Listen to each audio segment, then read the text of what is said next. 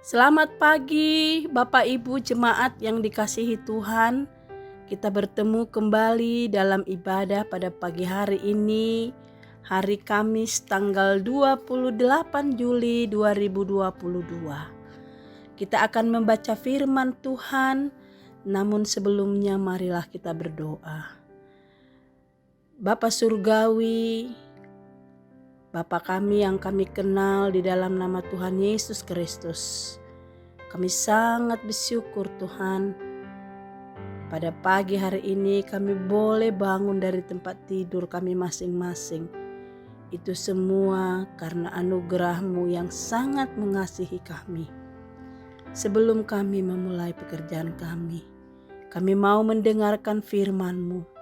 Ajarlah kami Tuhan dengan Roh Kudus-Mu, supaya kami mengerti dan memahami dan melakukan firman-Mu.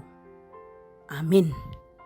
Baiklah, Bapak Ibu jemaat yang dikasihi Tuhan, kita akan membaca firman Tuhan untuk kita pada pagi hari ini yang tertulis dalam 1 Petrus pasal 4 ayat 19.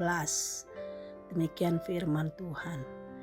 Karena itu baiklah juga mereka yang harus menderita karena kehendak Allah, menyerahkan jiwanya dengan selalu berbuat baik kepada Pencipta yang setia.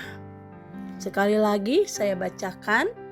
Karena itu baiklah juga mereka yang harus menderita karena kehendak Allah, menyerahkan jiwanya dengan selalu berbuat baik kepada Pencipta yang setia.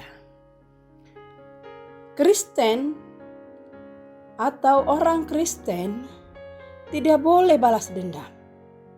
Mau dianiaya, mau gedung gerejanya dirusak, mau dirubuhkan, atau Alkitabnya dibakar, tidak boleh balas dendam. Apakah orang Kristen bodoh? Bukan. Tapi karena orang Kristen tahu apa yang Tuhan katakan, jangan membalas kejahatan dengan kejahatan. Sepanjang hidup mungkin kita pernah bertemu dengan orang jahat atau yang menjahati kita. Apalagi kalau diketahui kita pengikut Kristus. Kita dikira seperti sesuatu yang harus dibenci, diremehkan, atau dihindari. Di gereja kita, di Serang ini, disediakan ruang pendidikan agama Kristen untuk anak-anak kita yang sekolah di SMP dan di SMA. Itu kenapa? Karena anak-anak kita tidak memperoleh pelajaran agama Kristen di sekolahnya. Lalu bagaimana kita bersikap? Yaitu tadi, kita cari solusi. Bapak Ibu jemaat yang dikasihi Tuhan, mengikut Kristus memang menanggung resiko. Mungkin mengalami penderitaan. Tapi itu bukanlah sesuatu yang mengherankan. Sebab Tuhan kita sendiri pernah mengalami penderitaan karena ketaatannya kepada Allah Bapa. Sebab itu, jika kita dibenci bahkan menderita aniaya, itu adalah ujian atas iman kita. Dan kita sebaiknya melihat penderitaan itu sebagai bagian dari harga yang harus kita bayar dalam mengikut Tuhan Yesus. Sebenarnya tidak ada seorang pun yang bersedia menjalani penderitaan. Namun sebagai pengikut Kristus, kita tidak dapat menghindarinya. Karena konsekuensi kita berpihak pada kebenaran. Oleh karena itu kita perlu mengingat hal ini. Jika kita rela ambil bagian dalam penderitaan Kristus, maka kita juga akan ambil bagian dalam kemuliaan dan sukacita Kristus.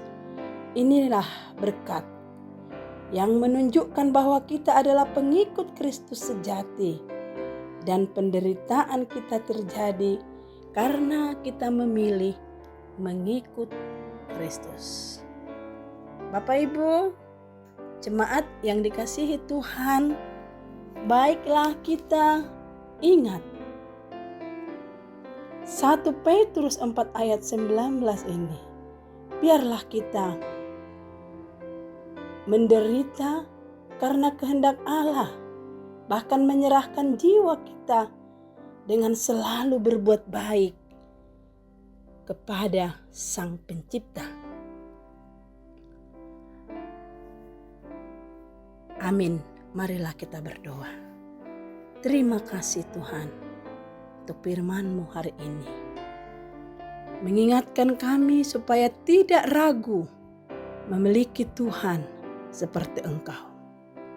Seandainya pun kami mengalami aniaya, mengalami penderitaan, oleh karena keputusan kami mengikut Engkau, kami percaya kami kelak bersama Engkau dalam kemuliaan. Kami berdoa Tuhan untuk orang-orang Kristen yang dianiaya di tempat lain. Tuhan, berilah kekuatan, berilah kesetiaan untuk terus mengikut Tuhan Yesus, apapun yang sedang mereka alami. Terima kasih buat firman-Mu hari ini. Biarlah Roh-Mu mengajar kami untuk tetap setia pada Engkau, melakukan kebaikan dalam hidup kami, karena kami adalah milik-Mu. Amin.